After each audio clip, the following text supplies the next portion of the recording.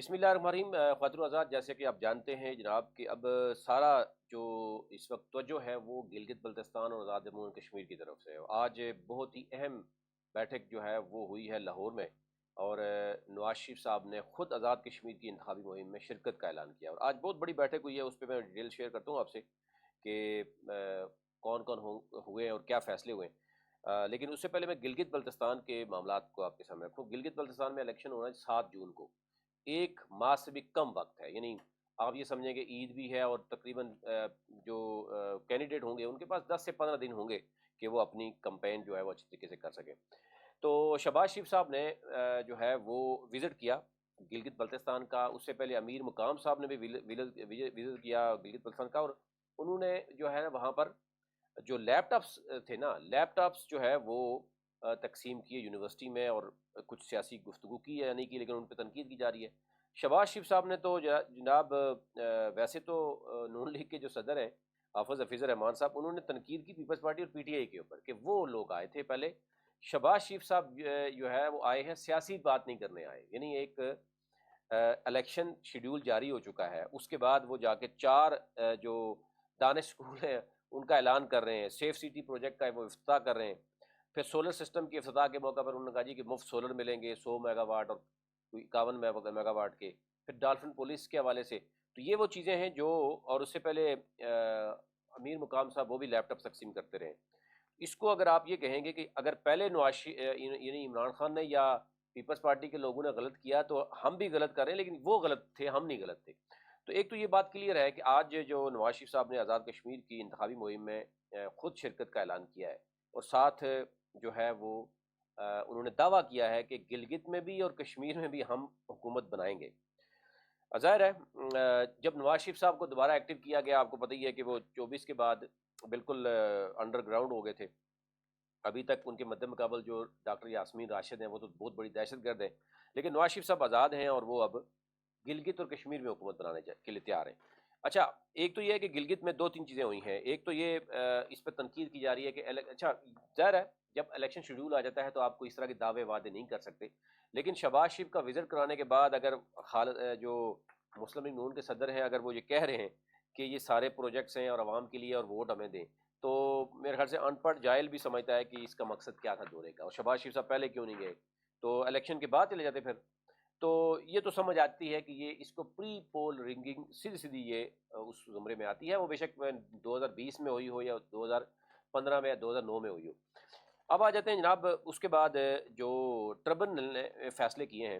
اس میں دیکھ رہا ہوں کہ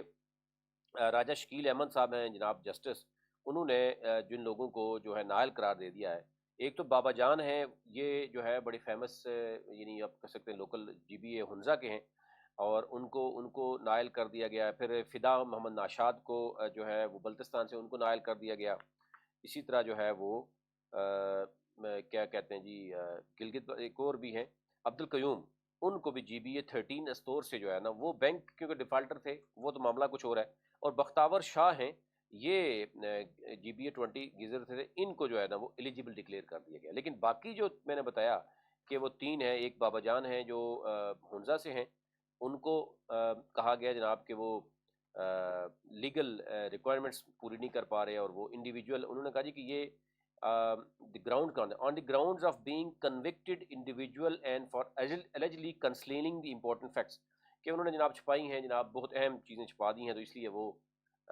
جو ہے وہ ان کے اوپر الزامات ہیں، اور وہ ذرا دہشت گرد ہوں گے، وہاں پر عوام کے ووٹ زیادہ ہوں گے، پھر خطرہ ہوتا ہے تو پھر اس لیے نائل کر دیا جاتا ہے۔ اب آ جاتے ہیں جناب چیف دوسرا جو ہے وہ ہیں جناب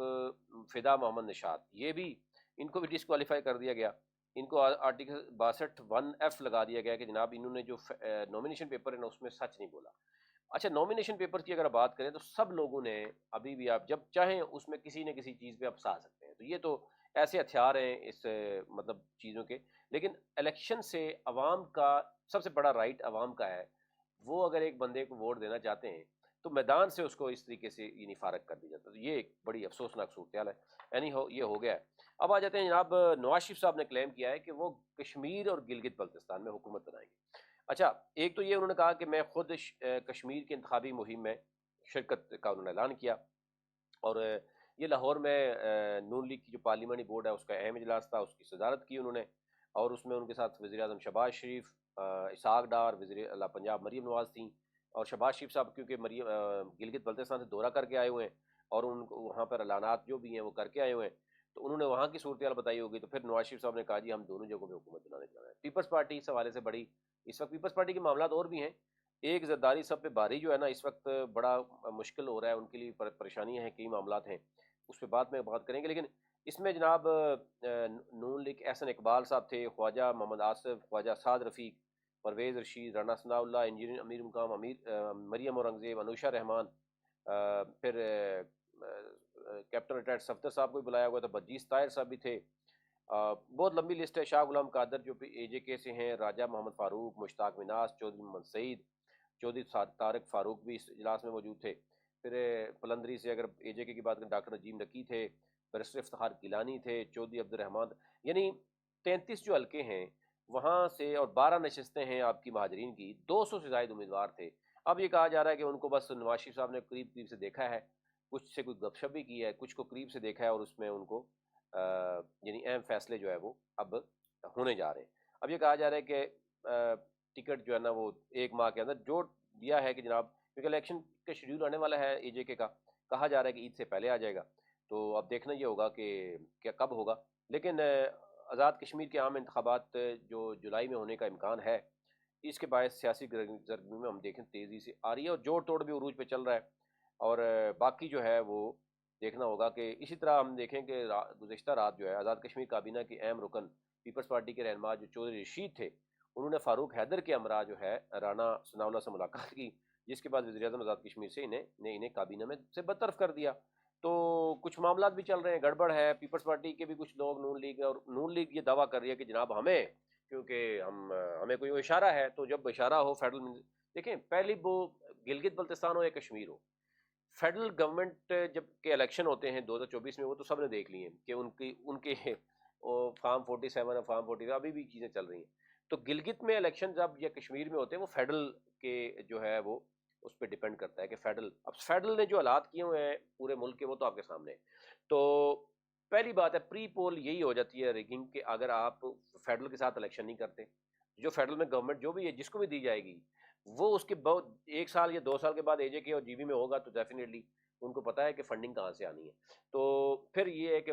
توڑ موڑ شروع ہو جاتا ہے، اور اب یہی دونوں طرف ہو رہا ہے، دونوں طرف کلیم بھی کر رہے ہیں، لیکن گراؤنڈ میں بہت سی چیزیں تبدیل ہیں، یہ میں آپ کو بتا دوں۔ تو کچھ معاملات میں ہم گراؤنڈ میں جائیں گے، آپ کو ضرور بتائیں گے، جو ہماری ٹیم ہے وہ گراؤنڈ سے آپ کوشش کریں کہ ڈیلی بیسس پہ آپ کو وہاں کی جو اپڈیٹ ہے وہ آپ تک رکھیں۔ ابھی تک لیے اتنا ہی۔